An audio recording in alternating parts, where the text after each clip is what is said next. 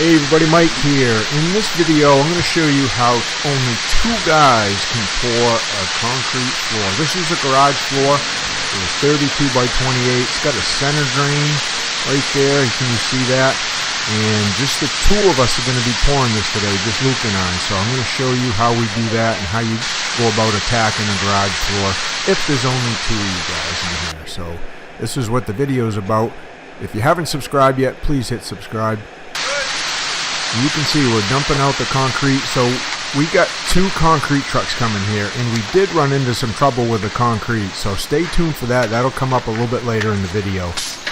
I'll show you how we deal with that stuff. But right now we got a 3500 PSI mix with microfiber mesh in it, and then there's a 15 mil Stego vapor barrier there for poly vapor barriers, 15 mils thick.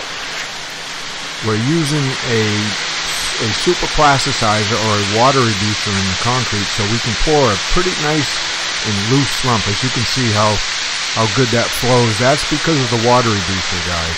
That's not just water. So those of you who don't know what water reducer is, it's just an additive. You can ask for it at the batch plant, and it helps make the concrete a little more workable so you don't have to pour a really stiff slump and have to worry about weakening the concrete. So that's we use water reducer in all our mixes, and it just makes pouring our floors a lot easier. It actually helps with the finishing process too. It makes the mud a little creamier, a little pastier, a little bit easier to work with, both finishing and pouring. You can see how nice that stuff flows. So we can get up to like about a 7-inch slump on this stuff without even hurting the strength of the concrete. So that's probably about what we're pouring right there, is right around the 6.5, 7. Slump is just how wet or dry the concrete is. It goes from 1 to 10, with 1 being really stiff, dry, and then 10 being really wet. Yeah, we're just going to take our little chute off there. That 8-foot chute comes in handy. We use that almost every day.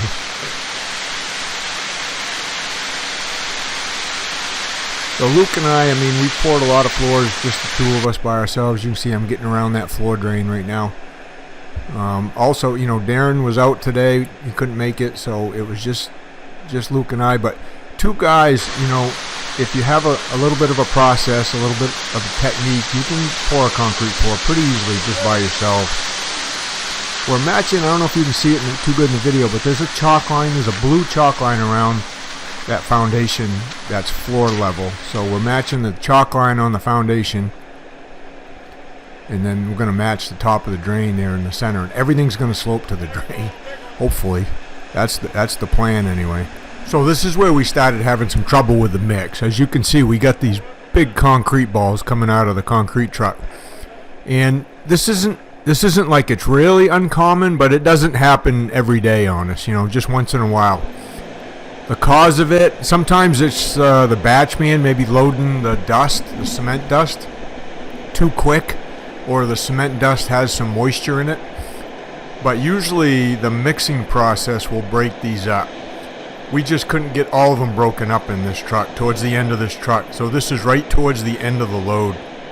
He did have some bigger ones in there to start with. He could hear them, but as he was mixing, they broke up, and we were just left with what was here towards this last yard or two. But you can see we just step on them, we smush them up best we can with our feet and get them leveled out, get them towards the bottom of the mix. Right now he's mixing up again to try to break up whatever's left in there for those concrete balls, and we'll see what happens here in a second as we go to dump some more. But the first part of the load, as you can see, was fine. They just hung out towards the end of the load, and as we kept pouring this last yard or two, we just kept getting them, and we had to just throw them aside, break them up, and then you can see one coming down the chute right there. So let me know down in the comments, you guys that pour concrete, do you ever get these concrete balls? And what do you call them? We call them either cement balls or concrete balls. You can see Luke can just break them right up. I mean, it's still concrete. It's just a really dry ball of concrete. That's all. But they are kind of a pain in the butt, and you can keep mixing and keep mixing. You can see there's some more coming down the chute, and they just don't seem to all break up. So since we were towards the end of the load here, we just decided to empty him out and deal with whatever came out and just break them up, get them smushed up really small, and just level them out towards the bottom, and then we just pour the looser stuff right over the top of them. So that's basically how we dealt with that problem. The second truck, we didn't have any in the second truck that we're going to be dumping here. It was just the very end of that first one, guys. So again, let me know down in the comments if you've ever seen that before, if you've ever had to deal with it, and just how you guys deal with it.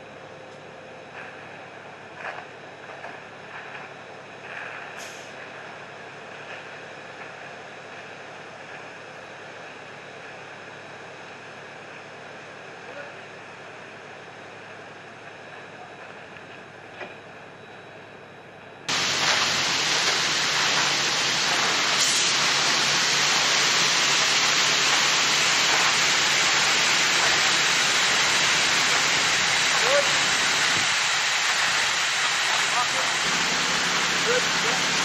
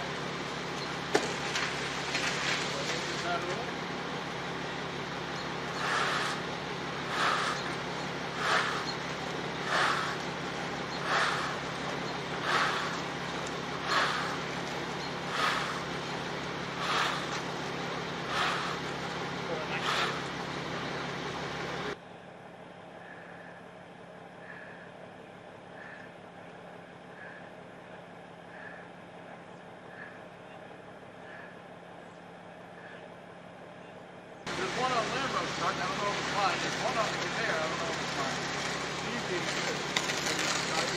Yeah. Yeah, Steve had his own. I had one. And Dave had one at the time, but Dave broke it. Never fixed it. But I don't know where mine is.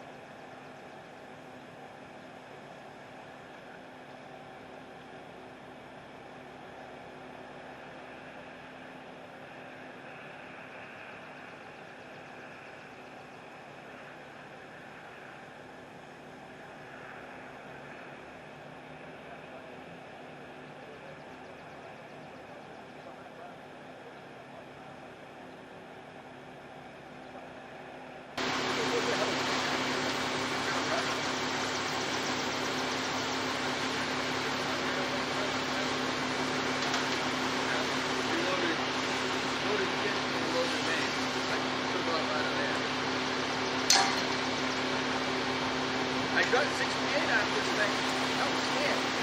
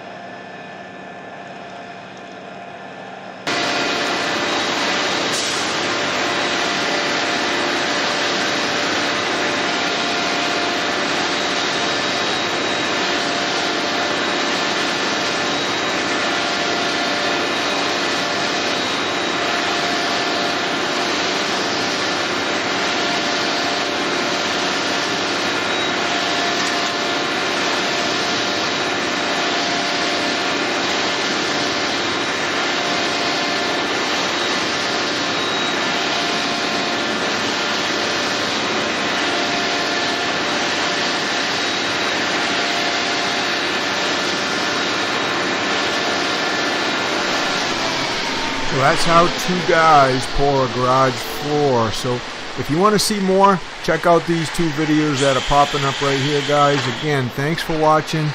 Please subscribe to the channel if you haven't already. Come on back and we'll see you on the next one.